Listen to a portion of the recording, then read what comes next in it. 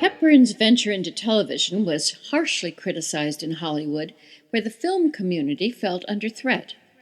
However, true to form, she was curious about the new medium and believed that it would only gain popularity and that she should be part of it.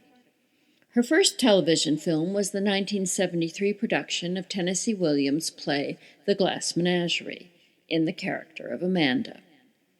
In The Glass Menagerie, Amanda goes to her closet and brings out a dress she'd worn 30 years before when she entertained her own callers. Hepburn had saved the original wedding dress from the stage version of the Philadelphia story in her personal collection. And 34 years later, she asked designer Patricia Ziprod to use the dress for the scene where Amanda entertains the gentleman caller, to give added authenticity to her portrayal. Margaret first designed this outrageous costume for Love Among the Ruins, specifically to enhance the comedy of the courtroom scene, where the behavior of the Hepburn character completely nonpluses Olivier's barrister. Hepburn, Olivier, and director George Cukor all won Emmys for this production. The last film Hepburn made with director George Cukor was the 1979 remake of The Corn is Green for television. David Walker costumed it, and Hepburn kept a diary during the production that was later published in TV Guide.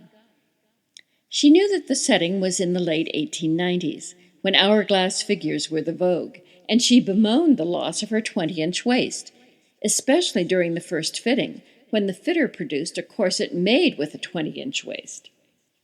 But the shape was nonetheless achieved, and lacings in the back of the vest helped to emphasize a waistline that had increased to about 27 inches. Noel Taylor first worked with Katharine Hepburn on Mrs. Delafield Wants to Marry, the story of an older, wealthy, waspy Connecticut lady saved from death by her Jewish doctor. Doctor and patient fall in love, much to the distress of their respective families.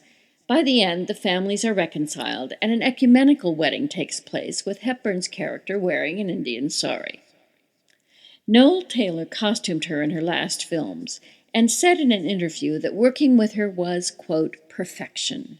She knew what she liked, and I knew what she liked. She became my best friend, unquote. Taylor's costume so suited Hepburn personally and professionally that she purchased the entire wardrobe designed for the film.